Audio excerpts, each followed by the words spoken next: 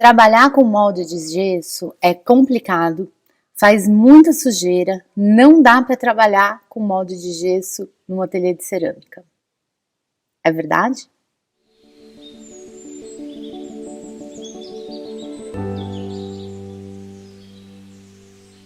Hoje nós viemos aqui para te mostrar que tudo isso são lendas. E juntos, o Juan, da Baraca Cerâmica, e eu vamos derrubar esses mitos e mostrar para você que trabalhar com molde de gesso é simples, rápido, não precisa de muito espaço e não é complicado. Gostaria de agradecer imensamente ao Juan que concordou em gravar esse vídeo. Nós nos conhecemos agora pessoalmente lá no Contaf e foi muito legal conversar com ele, ver como ele trabalha de uma maneira descomplicada, compartilhando informações, ensinando todo mundo como fazer molde de gesso, como usar molde de gesso. É um prazer ter o Juan da Baraca Cerâmica aqui no nosso canal. Bem-vindo, Juan. Obrigado, Flávia, eu que agradeço. Agradeço a sua audiência aqui que acompanha a gente pelo YouTube.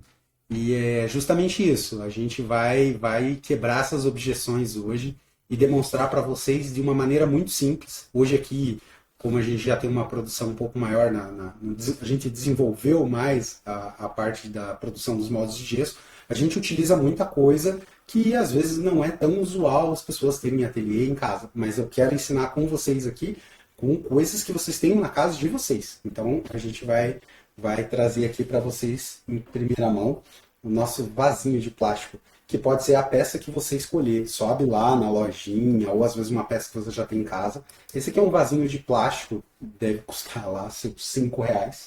E eu escolhi para esse momento, a gente vai fazer aqui dentro do nosso balde de pipoca.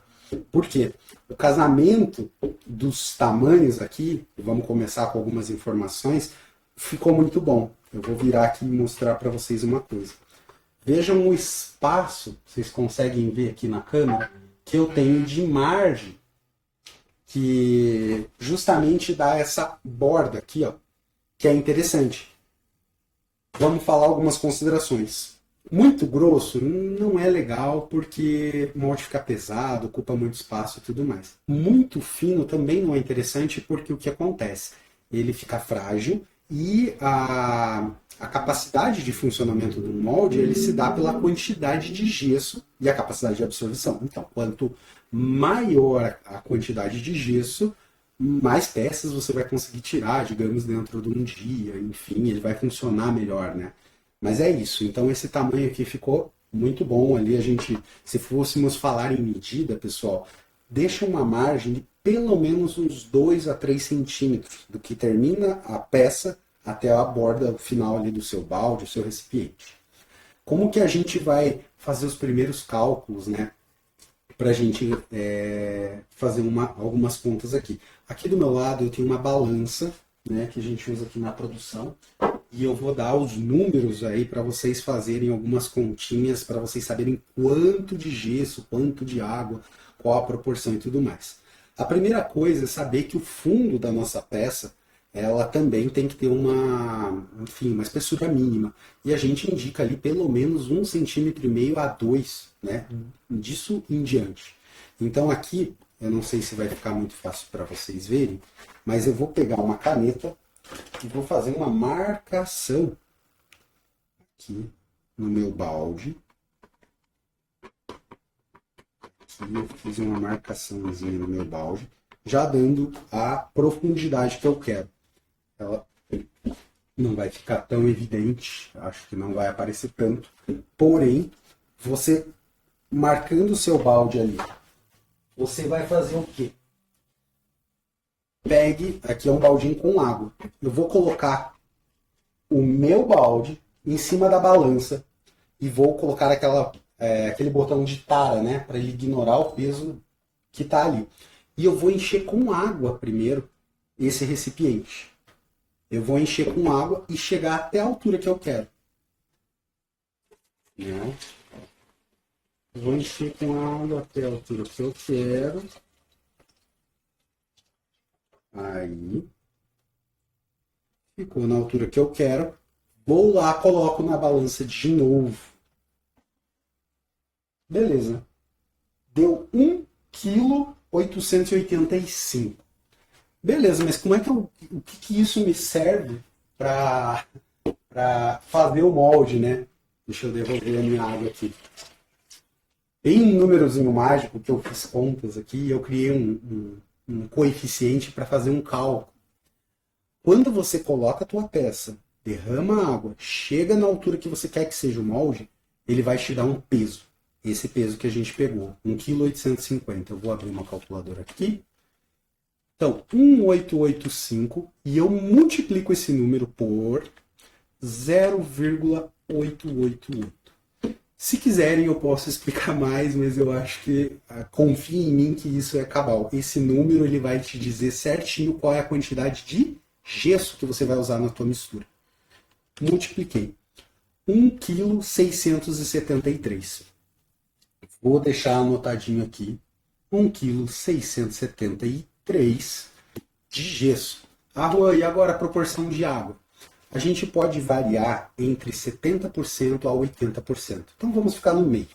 Eu pego esse resultado, 1,673, e multiplico, né, eu faço porcentagem assim, multiplico por 0,75. Esse resultado é o resultado da água, que me deu 1,255. Ou seja, aqui eu já tenho a minha quantidade de gesso e água. Gesso 1,673 kg, água 1,255 kg. E sim, eu não estou utilizando água em unidade de medida de litragem, em ml ou litro, porque a gente está considerando que a gente vai sempre usar uma balança, né? Então, beleza, já tenho a quantidade certa aqui dos dois que eu quero produzir. Antes disso, eu vou fazer aproveitar os tempos. Eu vou pegar um baldinho vazio aqui. Eu separei dois baldinhos, um para o gesso e um para água. Sempre, pessoal, eu sei que não é corriqueiro, mas vamos falar, nunca esqueça de usar o botão de tara para você zerar ali, para você colocar as medidas certas e não acabar se atrapalhando. Coloquei aqui, então vamos começar com quem? Com a água. 1,255.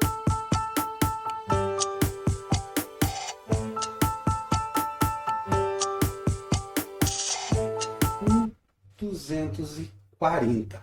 Pessoal, não precisa ser exato ali, não é no paquímetro a coisa. Não se preocupem, eu vou falar depois, porque como eu disse, a gente pode ir de 70 até 80. Beleza, coloquei a minha água aqui. Agora eu vou pesar o meu gesso. Então assim, dica bônus. Vocês estão notando que são baldinhos de pão de queijo. Na panificadora perto da sua casa, eles utilizam isso diariamente. E se você chegar lá, eles te doam isso porque eles não sabem o que fazer. E são ótimos tanto para fazer mistura de gesso, guardar barbotina, porque eles têm uma camada. Ele é muito untado, lógico, você tem que lavar, tem que tirar o pão de queijo, mas ele é de um material que não contamina, não passa resíduo e protege muito bem. E vem sempre com tampinha e é grátis. Então, mais uma dica aí. Peguei o meu gesso aqui. Coloquei de novo, baldinho vazio, tara, 1,673. Vou colocando aqui o meu gesso.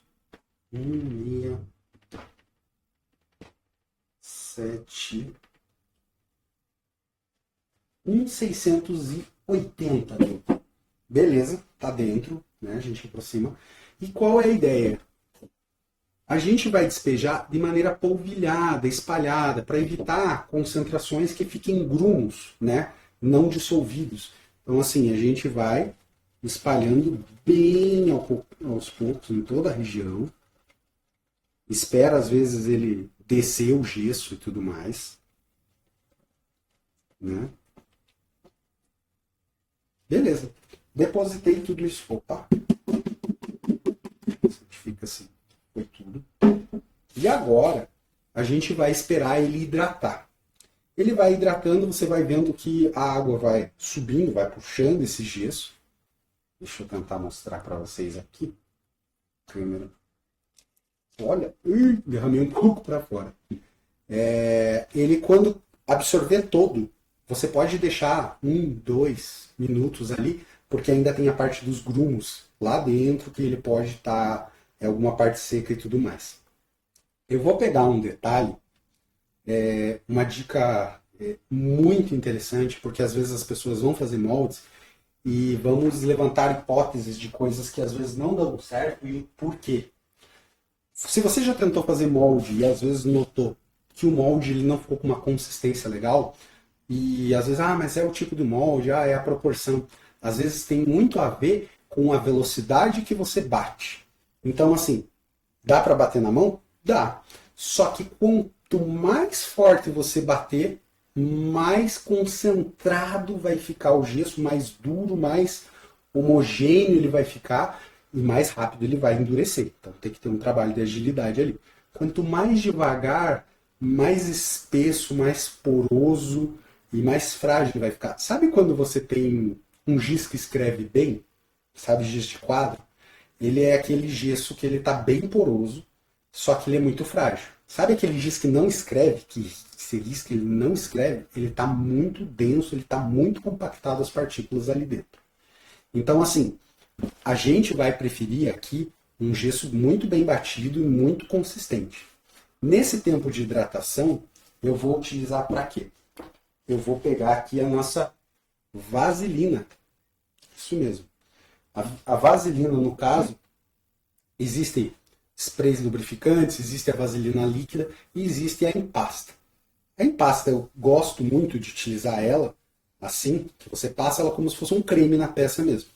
Cuidados que tem que se ter, né? Ela é atóxica, não se preocupe quanto a isso, né? Sempre verifique, mas a que eu uso não tem esse problema. Você tem que tentar deixar uma camada muito fina, um filme, para que no teu molde não saia, digamos assim, ficou um concentrado ali de vaselina, ficou. Então, assim, para que isso não saia nas suas peças, você sempre vai tirando, deixa eu limpar, e você vai tirando até que fique um fino filme de vaselina em toda a sua peça. No seu balde, nosso querido balde de pão de queijo, é a mesma coisa. Você pode aproveitar aqui das mãos mesmo e passar nas laterais do balde, porque isso vai ajudar na hora de você tirar o molde daqui de dentro, de sacar ele, vai sair mais fácil por conta da vaselina. A gente vai colocar ele centradinho aqui no meio, né? Eu vou deixar ele aqui um pouquinho de lado. E o que eu vou fazer? Eu vou pegar, eu separei aqui, isso é também dica bônus aí para o pessoal. O que acontece às vezes quando a gente vai sacar e não consegue, a peça fica presa e tudo mais? Deixa eu pegar como exemplo. Imagina que aqui, ó, essa peça está aqui dentro do molde. Tá dentro. Eu não consigo sacar. Por quê? Porque ele cria um vácuo de sucção. O ar não consegue entrar. Logo a peça não consegue sair. É como se fosse uma ventosa ali que puxou todo o ar, não tem o que tire. A gente vai ter um segredinho bônus aí para evitar essa sucção. O que acontece? Eu separei aqui um palitinho e eu vou colocar aqui no topo da minha peça. E vou deixar ele encostadinho aqui, ó. E vou ficar segurando lá com o dedo, esperando ele até ele endurecer. Quando ele começar a endurecer, eu consigo mexer ele devagarinho e tirar ele. O que ele vai criar? Ele vai criar um furinho no fundo da peça, que vai permitir que o ar entre. Muitas vezes você consegue até soprar ali para a peça pular para fora. E isso muitas vezes, mas enrosca, o troço gruda, eu passei vaselina, não sai. É sucção. E com isso é muito simples. Juan, mas vai ficar um furinho ali no final da peça. A gente também vai ensinar vocês a como reparar isso e que fica perfeito. Eu deixei aqui, e é curioso isso. Vocês viram o tempo que o gesso está aqui, quieto? E ele já até deu uma decantada. Como eu disse para vocês, uma das coisas fundamentais com o gesso é o nível de agitação dele para secagem. Eu separei aqui, digamos que a nossa ferramenta mais complexa vai ser uma furadeira com uma daquelas de batedeira, né? Aquela peça que tem na batedeira para culinária. Então, assim, aqui agora eu vou dar duas dicas. A intensidade que eu vou bater, ela é alta. Só que eu vou tentar bater sempre com um ângulo. A minha ferramenta aqui, vocês vão ver. Eu inclino o balde para justamente essa peça aqui ficar totalmente mergulhada. E eu tento bater numa velocidade tal que eu não crio um vórtex. Porque esse redemoinho ali dentro, ele puxa ar para dentro da massa. Aí, se você puxar muito ar, às vezes o molde fica cheio de bolinha lá, cheio de falha. Por quê? Porque você ficou puxando ar e ficou airado, né? Então, assim, você inclina um pouco a peça, deixa o mais mergulhado possível, agita bem, mas não cria o vórtex.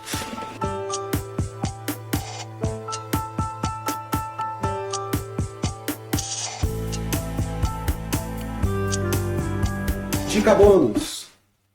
Batam a peça que as bolinhas que podem ter lá no fundo se soltam e sobem. Dica bônus. Limpa vidro ou álcool mesmo, com um borrifador.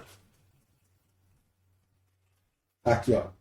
Um spray de álcool, ela é mágico. Tá cheio de bolha, ele cai em cima, você estoura todas as bolhas. Você faz o quê? Isso some com todas as bolhas. Mesma coisa. Dá uma borrifada em cima da peça. Essa névoa vai cair aqui, vai encher de partículas de álcool ali.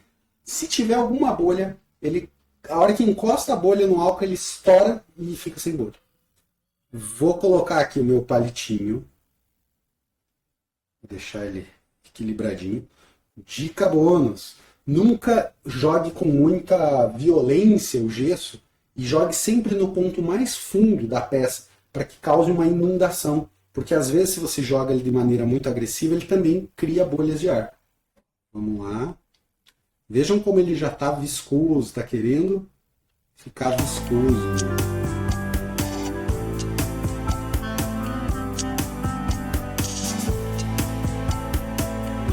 Agora aqui, para eu ter um fundo reto, eu seguro aqui e dou umas pancadinhas no balde, que ele ainda está mole. Ele ainda aceita isso. Ó.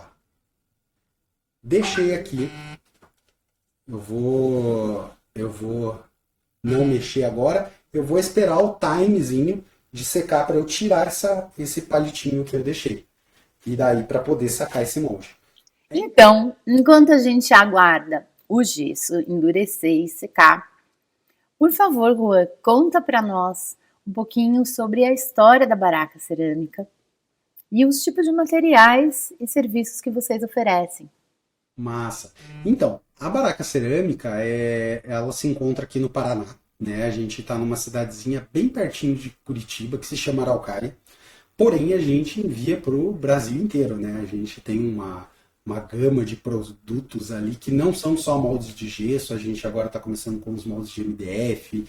A gente tem rolinhos de textura, cortadores, argila. A gente tem uma parceira aí que está desenvolvendo as argilas e os esmaltes pela primeira vez, que é a nossa parceira é a Daniela, lá da Pasta Certo.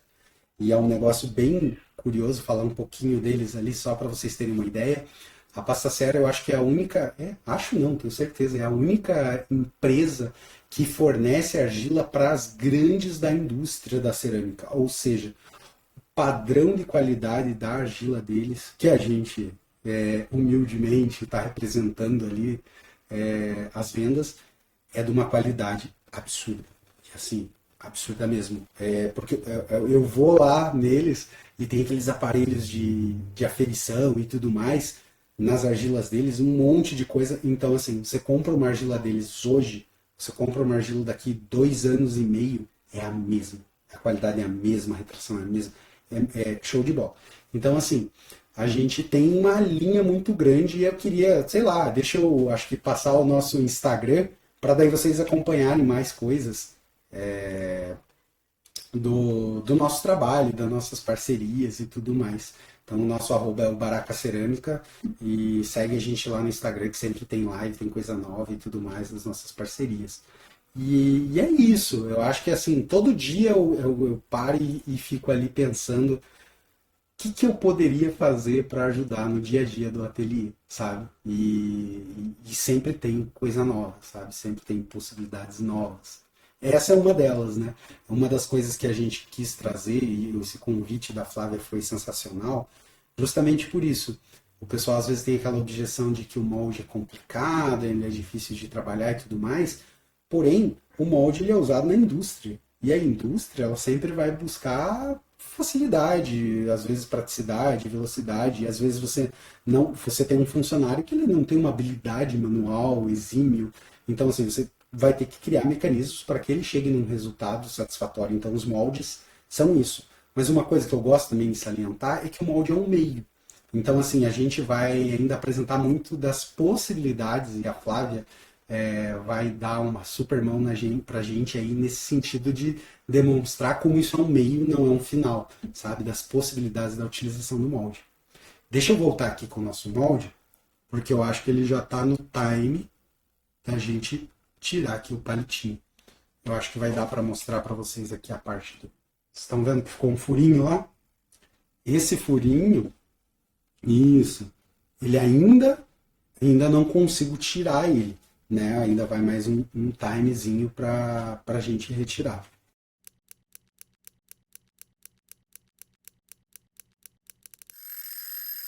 Voltando agora com o tempo certo aqui para a gente tirar. Quanto tempo passou para que você possa desmoldar? Deixa eu ver aqui no relógio, eu acho que deu uma coisa de uns 20, 25 minutos. Isso se deu porque a gente bateu bem forte. Aqui na produção, o pessoal usa uns maquinários maiores, coisa de não dá 10 minutos, eles já estão tirando os moldes. Se você bater na mão, às vezes vai para lá de 1 hora. E a grande questão não é só a diferença no tempo de secagem agora, mas é também na utilização, porque fica um molde muito mais frágil se você bate menos, né? Uma coisa que você vai notar também, quanto mais você bate, ele também, o volume dele ocupa, por ficar mais denso, ele ocupa um volume menor. Então, às vezes você faz um cálculo ali, você vê, nossa, mas ficou muito mais baixo, ou não, ficou muito mais alto. Também influencia em quanto você bate. Mas, assim, o único excesso, o erro, seria bater pouco. Porque batendo pouco, você vai ter um molde muito frágil. Isso, às vezes, não é muito interessante. Mas vamos voltar aqui. Eu vou sacar esse cara. Então, só para a gente entender das formas, né? Então, a gente entendeu que aqui é mais estreito, aqui é mais largo. Eu vou virar ele e vou dar uma batidinha. Eu só vou tomar cuidado de colocar, talvez, acho que a mão por baixo, porque o que acontece? Vejam aqui, ó. Ficou um bom espaço, né, de balde aqui. E às vezes o que acontece? Eu viro, bato, ele desce com tudo, dá uma pancada e às vezes machuca o molde. Então a gente não quer isso. Normalmente eu colocaria um paninho. Eu acho que eu tenho. Vou pôr aqui embaixo. Porque daí se ele chegar de cair, ele cai e amortece aqui. A minha... Nossa, veio com tudo. Nasceu. Não, então, essa que é a ideia da vaselina. E é aquela coisa, né? Como aqui é mais estreito que mais largo, ele começou a soltar, ele vem. Agora, no mesmo sentido, essa peça aqui vai acontecer a mesma coisa. Eu aconselho, e a gente vai assim, dar salubridades. Eu estou aqui fazendo até uma ressalva. Eu estou fazendo uma live, um encontro e tudo mais. A gente sabe, né, gente? Estuda aí esmalte e tudo mais. Não é super interessante eu ficar encostando no gesso na hora de fazer, respirar, colocar máscara, ornamentação. Estou fazendo uma vez e aquele velho ditado, façam o que eu digo, não façam o que eu faço, principalmente nessa live. Porque o pessoal lá na produção tem que ter máscara, tem que ter luva, tem que ter tudo, né? Tudo paramentado. O que acontece? O nosso furinho ficou ali. Eu posso colocar a boca, encostar ali e soprar. Lá eles fazem isso com a boca? Não, com a pistola de ar. Então, assim, aqui eu vou fazer isso. Não façam isso. Detalhe, quando a gente bate bem o gesso, vocês vão notar isso. Eu posso esfregar a mão nele, esfregar o que for. Ele vai soltar muito pouco resíduo. Ele é muito consistente. Então...